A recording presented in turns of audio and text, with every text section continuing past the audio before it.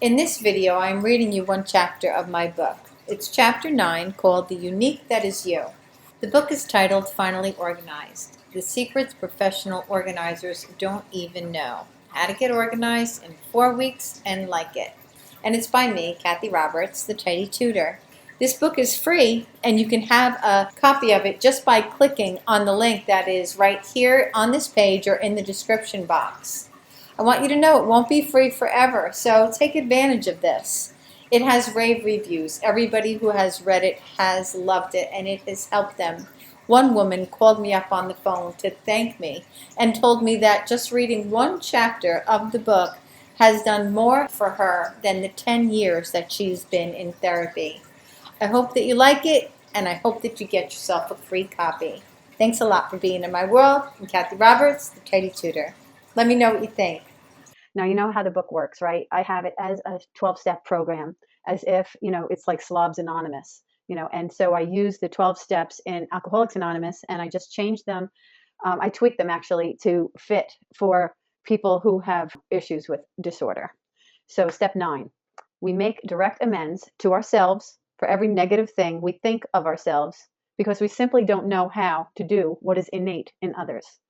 Now, I've decided to look up the word innate, and this is a portion that's not in the book. The word innate means, and I thought this was pretty hysterical, it means inborn and natural. And look at the sentence that they chose to, give the example of what the word innate means. Her innate capacity for organization. I think it's pretty amazing when you think about it, right? Because that's what I'm saying all along. That's what I say throughout this whole book. And I think in all of our Tidy Tutor world is that we're all not born organized, just like we're all not born musical. And it seems here that they understand that there is an innate ability to be organized, but it's not how society runs, is it? There's a lot of finger pointing. I'll begin reading chapter 10 of the book, okay, which is called The Unique That Is You. Told from the OC's perspective, and we know that OC means organizationally challenged, right? There are things that you will learn in this book that are unique because of the perspective from which it is given. They are more easily accepted because they are coming from a reformed Slav. Organizationally gifted instructors lack the sympathy and empathy for what life is like for the organizationally challenged. It is futile to say to us, just do it. We think, just do what? Now, I just want to remark, just in case anybody that's listening to this hadn't read the book and doesn't understand that the word Slav is not a bad word.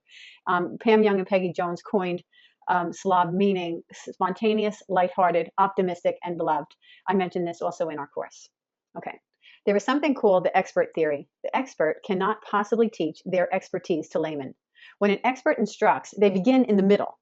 What is elementary to them is complicated to us. The expert does not understand that basic elements of a subject matter are not automatically grasped by those who are novices. So the organized person will assume a OC knows where to start. Here is a common suggestion for self-help organizing gurus, all right, from self-help organizing gurus. Take note of what has to get done. Make a list of those things, and then prioritize. That kind of instruction doesn't work for us. Hearing those instructions sends us to bed with a pint of ice cream and a return of Leave It to Beaver, wishing that June Cleaver would come and rescue us. The creative right side of the brain, disorganized thinkers, can't break things down. We see the entire picture, the entire big mess. You want me to prioritize what? Don't you know that to us, everything is a priority? I begin panicking just thinking about that kind of coaching. Below are 2 of the habits given from the book, The 7 Habits of Highly Effective People. First published in 1989, written by Stephen R. Covey. This is the expert theory in manifestation. Habit 2, begin with the end in mind. And this here is a synopsis of what habit 2 encompasses. Self-discover and clarify your essential character values and life goals. Visualize the ideal characteristics for each of your respective roles and relationships in life. Now, here's a note from me. Are you kidding me? Really? I mean, that little girl's face, really, I have to read that 500,000 times and still don't get what the heck he's trying to say. Now, listen to me. I don't want anybody to think I don't think Stephen Covey is an amazing person. He really is. He sincerely is. I really love the book, too. But the thing is that he spoke a language that we didn't speak. And if for anybody that picked up this book and tried to, implement it. And then, it's no wonder that so many times we think there's something wrong with us because we don't get it. We don't get what these people are trying to tell us. But the only thing is that what we realize here, which I'll go on when I actually, read more of the book, is that they think different than we do. So of course, there's a group of people that understand them better. Here's something I don't think I say in the book at all, but when I was in college, I was, in 30 years old. I went back to college at 30 years old, and I took algebra. Now in high school, I took general everything, right? I didn't think I was going to do anything other than high school. So I took general everything. So I never saw algebra. I never heard of algebra. I didn't know what the heck it was. I knew it existed. That's about it. So now I'm in a classroom, and the teacher in the front starts writing on the board and you know how that feels, right? I mean, I know that I'm not alone here. When you have, as soon as you think of the sound of that chalk on the board, isn't it just so scary? I mean, for a lot of us, it really is so scary, right? Grammar school was just something I would never want to relive. So with the chalk, right? She's standing up there, this really beautiful woman with blonde flowing hair. Everybody wishes they could be her. And she puts on the board, A plus B equals B plus A. And she turns around and she just starts babbling. Well, this was general algebra, right? This was algebra. This wasn't anything, like this was for people who never took algebra before. So, I mean, now, yeah, duh, I understand what it meant. 1 plus 2 equals 2 plus 1. Duh, hello. But when you're not used to, and you've never thought of numbers as letters or variables, I didn't know what a variable meant. When your brain isn't thinking that way, and somebody starts to teach like that, you feel like you're an idiot. Well, of course I wasn't an idiot. Thank God they offered, like tutoring, free tutoring that you went to. They called it a learning center. And so I went and sat down and, said, please, you have to help me. I don't understand any of this. And that teacher just was able to teach it in a way that was so simple. I was like, are you kidding me? That's what she was saying? And then you know how many times I went into that learning center and sat down and she was the volunteer teacher and I helped the person who she was supposedly tutoring when she left. Like, she gets up, she walks away, and I would look across the table and say to the person, did you understand anything she said? And the person said, no.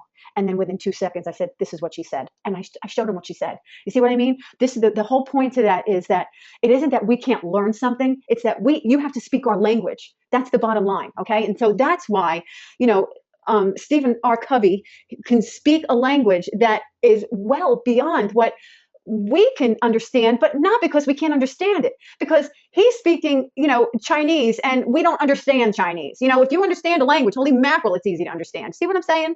All right, I'll stop beating the dead horse now. All right, so Covey's book had sold more than 15 million copies in 38 languages since its first publication. Oh my God. Are there that many people who understand that kind of instruction? Or are there that many people who desperately seek success and know that it is their habits that are stopping them from achieving it? I go for the latter. This is what I think. Since the OG types are the ones who can pull off the monumental task of writing a book and getting it finished to the point of publishing, books that outline instruction as written above is all we are going to get because it is how they think. If they wrote how we think, they would be put in a straitjacket. I actually love the book 7 Habits. I did learn much from it, but was not able to implement its direction. I have an OG friend who read it at the same time as me. While we both loved it, she got so much more out of it than I did. She was able to grasp the words and not run screaming to the freezer. I wasn't. You might be saying, wait, you wrote this book and you're not organizationally gifted. That's true. But I'm telling you that if I hadn't implemented what I have outlined here, there was no way on earth I could have gotten this off the ground, written and finished. It would have only gotten to the point of thought. There would have been no room for the doing of it. It would have been difficult enough to find a pen. And even if I did get words down, I would have lost them. So I just want to hopefully make sure that you understand what I mean when I say all of that. That the reason that we have so many books that we can't understand is because most people who are organizationally challenged, if they haven't gotten to the point where they've gotten where I've gotten, where I have my left brain in front of me in a manifested form where I can move from point A to point B, that I can keep going and not just have it in that abstract out there, this is a great idea, but never getting it done. That's why we have all of that information and not enough of this. See what I mean? All right. Okay, you must realize that for something to work, you have to work it. While I've really emphasized and will continue to emphasize the great qualities that are inborn and unique to you, to us, the organizationally challenged, the slob, I must also call a spade a spade. We don't move too fast. We don't like to do what is not fun. We do not like to continue on a project after we've started it. Often, we need a real, honest-to-goodness reason to do anything. Sometimes that reason is, well, the bathroom is dirty, so it needs to be cleaned.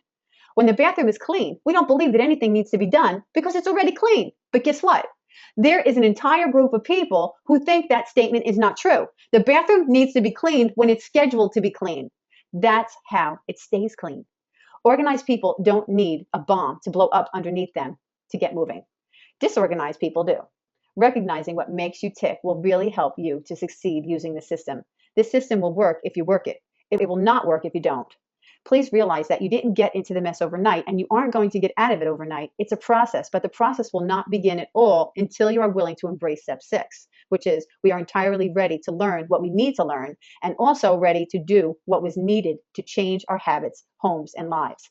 Before I move on to the next page, I want to talk to you about this picture on the right facing screen. That's me and my dear friend Gay. She's the woman that read the book, 7 Habits for Highly Successful People.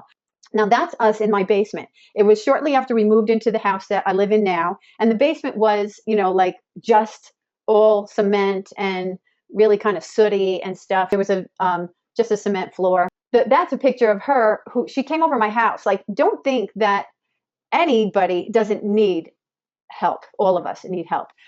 Every coach needs a coach. We all need what we are. When you get to the point where you're, everything is, running like clockwork, you're still going to need help sometimes. One of the most favorite things I say to myself is doing nothing gets you nowhere. This is a time-tested system that works without fail if it is employed. Please do not cut corners once you begin and it is working for you. After you have successfully worked this program, then by all means tweak it so it becomes a better fit for your personal life. For now, it is for your best interest to follow the instruction to the letter. Realize that I have worked this system since 1988. It has changed through the years, as have the times. At first, it was geared toward the stay-at-home mom. There was a baking day assigned to one of the week's focuses, and there were 2 days assigned to deep cleaning. We no longer have the luxury to spend 3 to 6 hours on housework in a day. Through the years and through trial and error, using the system myself and helping others follow it, I'm delighted to be able to share my experience and results with you. It is one of the reasons for writing this book. I have learned so much in these past 23 years, and sharing this knowledge will enable you to jump right in and get the best possible start. As I mentioned before, organizationally gifted people work at it. If you go to any one of your friends' organized homes on a Saturday morning, you'll see what is going on there. Throw rugs are outside in the heap by the back door, and there is a bucket of sudsy water on the kitchen floor. Maybe a garage door is opened, and the contents of it, all 6 things, are out in the driveway while some organization and cleaning of its shell is being done. Someone might be raking and weeding, sweeping a walkway, pulling out the garbage and recycling containers to sweep behind them. Even people who have landscapers and a cleaning service do this kind of maintenance. Their lives run like a clock in many respects, and it is because of this. So while you're working on getting yourself out of your mess, remind yourself that you're not working alone. Now, I want to say a couple of things about these pictures because this is my sister Maria, and this is her husband, Nick. And he came over my house to help me in my front lawn. They're the best examples I think I have of this, because I happen to go by her house all the time. Like, I'll just stop by all the time. So I see their lives in a way that I don't see my other, sibling. I see what goes on at her house, and that is what I see. They're always doing something, but they're not always doing something. It's different than what we do. You know what I mean? When we say we're always doing something, but nothing's ever getting done. We're always like on a treadmill, working, but not doing anything. What they do is they just know what to do, and then they do it, but they work at it, and it really impresses me. And it makes me, sometimes I get like all motivated to go home and do something I've been putting off, because really, for these people to live in the houses that they live in, they're working. They're just working effectively.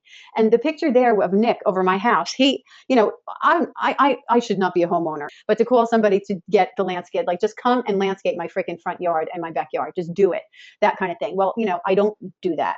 And so, but he doesn't either. He doesn't call anybody to do his yard. And his yard is lovely. I don't care all that much because it's just not who I am. I just don't care. I'm not going to try to be who I'm not. I need to have what's it called? Like a condo or something with maybe a back porch where I could have a potted plant on it. But that's about it, because I know me, and that's fine. So there's that. Practicing anything is a bit frustrating. Anyone who has learned a musical instrument knows this, but we also know that with practice, we get better. As soon as it becomes easy, even enjoyable.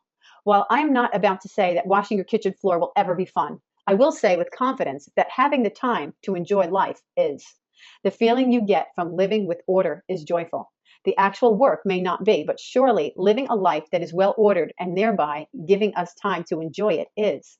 If you are living in a mess, you might still be doing fun things, but it is at the expense of your peace. Most likely, though, you are not able to do most of the things you want to do. Spinning your wheels is a good way to describe your house cleaning routines. You're always cleaning, but nothing actually gets done. Realizing that things need to change is important, but implementing a plan to make things change is when transformation happens. I understand the frustration of being who we are, doing what we have to do and not wanting to do it.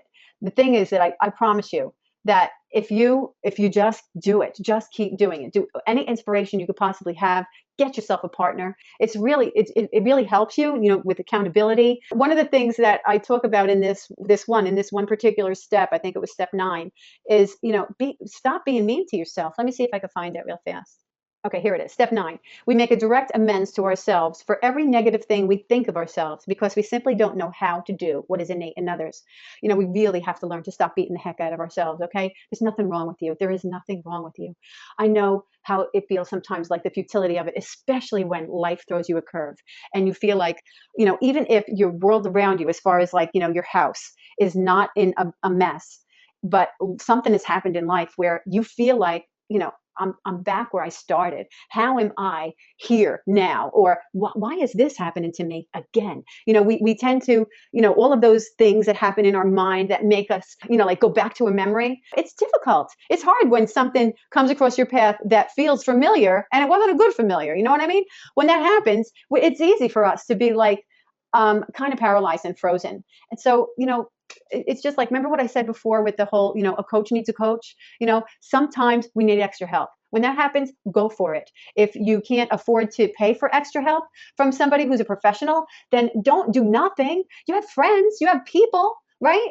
Figure out something, because staying in a spot that is familiar and isn't good, well, things are just going to like kind of avalanche, and it happens really slowly. It doesn't happen quickly. There's a verse in the Bible that says, take heed to the things that you have learned, lest you let them slip.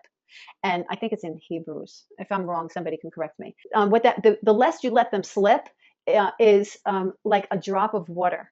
When something happens and it's not so good, it happens very gradually. One drop at a time in a sink will eventually flood your whole house, but it doesn't happen really quickly. It happens slowly. And a lot of times you don't even notice it when it's happening. And that's another reason that it's a good idea to, have friends that you can talk to about this kind of thing, so that, when you go introspect to yourself, is that the right word? Then you have somebody that might be able to see something and cut it off at the pass, and notice something, especially if you have a partner in this regard, but you don't ever want to have an organizationally gifted person as your partner, never, because you end up feeling less than, not as good, they don't know how to talk to us. So always make sure that you have one of your own as a partner when you get one. All right. Thank you so much for listening. If you like this video, please like it, share it with a friend, and don't forget to grab your copy of the book. You might as well subscribe to my channel while you're at it as well. You got bugs called a bug eye. You cook bacon, apple pie. If you show you fix or tear, clean or clean my underwear. These are the things we do. The house is a mess with all the junk. The sink's clogged up with dinner time gunk. You pick up the phone and call Roto-Rooter to make it all work. You call the tiny Tutor. I think that was pretty good, don't you?